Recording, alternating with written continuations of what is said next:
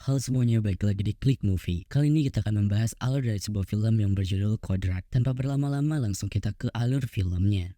Film ini dimulai dengan seorang ustadz bernama Kodrat yang sedang meruqyah anaknya Alif dalam upayanya menyembuhkannya. Namun usahanya gagal dan Alif pun akhirnya meninggal. Kemudian terlihat ke dalam sebuah sel di mana Kodrat tampak sedang memandangi foto dirinya bersama istri dan anaknya. Tak lama kemudian seorang sipir datang dan merantai leher Kodrat, menyeretnya keluar. Ternyata sipir tersebut sedang dirasuki oleh iblis yang berusaha membunuh Kodrat. Sipir itu kemudian mulai menggantung Kodrat. Namun seorang sipir lain kemudian datang tepat pada waktunya dan menghentikan usaha tersebut. Kemudian kita dibawa ke sebuah gurun pasir yang tandus, di mana Kodrat terlihat sedang melaksanakan sholat. Setelah menyelesaikan sholatnya, Kodrat melihat cahaya yang sangat menyilaukan. Ia pun kemudian tersadar dan bangkit dari kematiannya. Kodrat yang melihat dirinya berada di tempat ruang jenazah kemudian sangat terkejut dan takut. Kodrat kemudian terbebas dari penjara dan kembali ke desa tempatnya tinggal dulu. Di tengah perjalanan, ia melihat seorang hantu nenek-nenek yang mengikuti seorang anak kecil yang membuatnya menangis. Kodrat kemudian turun dari bis itu. Ia kemudian melanjutkan perjalanannya dengan berjalan kaki. Di tengah perjalanannya, ia melihat lahan tanah yang berisikan papan peringatan untuk tidak masuk ke sana karena merupakan tanah milik pesantren. Kemudian ia melewati rumah yang sedang dilakukan pengajian dan terdengar suara teriakan seseorang dari sana. Kodrat kemudian merasakan sesuatu dari rumah itu, namun ia kemudian segera pergi dari sana. Kemudian terlihat seorang bernama Tias yang berpapasan dengan Kodrat, di mana Tias kebetulan akan pergi ke rumah tadi. Tias kemudian menemui Ratih dan lalu berkata jujur kepada Ratih. Ia kesini untuk menagih hutang Ratih kepada almarhum suaminya untuk biaya sekolah anaknya karena sudah 3 bulan ia gagal panen. Ratih kemudian marah karena semua orang di sana juga sedang dilanda musibah gagal panen. Jihan anak Ratih kemudian berteriak histeris. Ratih lalu pergi dari sana dan mengeceknya. Terlihat Jihan yang kerasukan dan mulai memberontak. Hingga akhirnya Jihan membenturkan kepalanya dan membuatnya tewas. Kemudian terlihat Kodrat yang sampai di pesantren Kahuripan, tempatnya dulu tinggal. Di sisi lain terlihat seorang bernama Jafar yang sedang meruqyah, di mana Jafar adalah orang yang mengurus pesantren Kahuripan saat ini. Jafar yang mendengar suara Kodrat kemudian keluar dan menemui Kodrat. Kodrat kemudian menanyakan di mana Kiai Rohim yang merupakan pemilik pesantren itu. Jafar kemudian memperlihatkan Kiai Rohim yang terbaring di kasur karena sakit, dan ia juga menceritakan sejak kematian Alif 3 tahun yang lalu, Kiai Rohim terus zikir dan sholat tahajud untuk Kodrat hingga dia melupakan dirinya sendiri. Dan pada suatu hari tanpa alasan yang jelas, Kiai Rohim jatuh sakit. Desa dan penduduk di sana juga mulai mengalami gangguan, mulai dari panen yang diserang hama sampai gangguan gaib. Jafar kemudian bertanya tentang apa yang terjadi dan apa dosa yang sudah dilakukan oleh Kodrat sampai-sampai Alif ikut jadi korban. Beberapa saat kemudian Jafar dipanggil dan ia pun meninggalkan Kodrat karena harus pergi entah kemana. Kemudian kita dibawa ke rumah Tias. Terlihat anaknya yang juga bernama Alif yang sedang makan. Alif kemudian meminta ibunya untuk menemaninya bermain. Namun Tias menyuruh Alif untuk tidur setelah makan. Alif pun marah dan mengatakan akan bermain dengan ayahnya saja. Alif kemudian pergi ke kamarnya. Tias lalu mendengar Alif yang seperti berbicara dengan seseorang. Ia lalu mengeceknya dan melihat Alif yang berbicara dengan entah siapa yang berada di dalam lemari. Tias kemudian memanggil Alif dan menanyainya. Alif mengatakan bahwa dia sedang bermain dengan ayahnya. Tepat saat itu Asya pulang. Tias kemudian memarahi Asya karena pulang malam, yang dimana keadaan desa saat itu sedang tidak baik. Tias dan Asya sedikit berdebat tentang kondisi desa mereka, di mana Asya tidak percaya tentang hal-hal goib yang menimpa desa mereka. Beberapa saat kemudian Alif berteriak. Mereka lalu segera pergi ke kamar Alif. Saat membuka pintu, kursi roda Alif terlempar dan Alif pun terjatuh terlentang di depan lemari. Keesokan harinya terlihat Tias yang menjaga Alif karena Alif sedang demam. Alif tiba-tiba terbangun dan marah karena lemarinya telah hilang. Kemudian malam harinya terlihat Kodrat yang kemudian mendapat gangguan sekaligus pertanda sesuatu karena angin yang begitu kencang. Di rumah Tias, Alif tiba-tiba menghilang. Tias dan Asya kemudian mulai mencari Alif. Tias kemudian menemukan Alif di dalam gedung tempat lemarinya disimpan. Terlihat Alif yang sedang berbicara ke dalam lemari itu. Tias kemudian menyadarkan Alif bahwa ayahnya sudah tiada. Namun Alif kemudian seperti dirasuki sesuatu dan langsung menyerang Tias. Tias kemudian berusaha keluar dan mengunci gudang itu. Ia kemudian menyuruh Asya untuk menjaga Alif agar tidak keluar dari sana. Tias pergi ke pesantren Kahuripan untuk menemui Jafar untuk meminta tolong meruqyah anaknya. Namun Jafar saat itu tidak ada di sana. Ia kemudian meminta tolong ke Kodrat untuk membantu meruqyah anaknya. Namun Kodrat ragu dan menyuruh Tias untuk kembali saat Jafar sudah ada. Tias kemudian berkata berkata bahwa ia bisa membayarnya. Namun Kodrat tetap menolak. Rati terus memohon kepada Kodrat dan akhirnya Kodrat pun menolongnya. Kembali ke Alif, terlihat Asya yang mencoba membuka pintu itu. Ia kemudian masuk ke dalam dan mencari Alif. Asya kemudian menyuruh Alif untuk keluar dari lemari itu. Alif kemudian keluar dan muncul dan langsung menarik Asya. Terlihat kemudian Asya yang dibawa ke dimensi lain, di mana terlihat keluarganya yang lengkap dengan ayahnya yang masih hidup. Mereka kemudian merayakan ulang tahun Asya. Ayahnya kemudian menyuruh Asya untuk memotong kue, dan terlihat di dunia nyata Asya sedang bermimpi dan akan memotong tangannya. Ayahnya terus memaksa Asya untuk memotong kuenya, namun ketika semakin dipotong, Asya semakin merasakan kesakitan. Kodrat dan Tias kemudian datang dan menghentikan Asya yang akan memotong tangannya sendiri. Kodrat kemudian mulai meruqyah Alif agar tersadar. Kodrat pun akhirnya bisa mengeluarkan jin yang merasuki Alif. Tias kemudian berterima kasih kepada Kodrat dan Kodrat kemudian kembali. Di tengah perjalanan, obornya tiba-tiba mati. Ia kemudian melihat makhluk yang bernama Aswara dan ia juga dikejutkan dengan kemunculan arwah anaknya yang membuatnya terkejut dan kemudian terjatuh.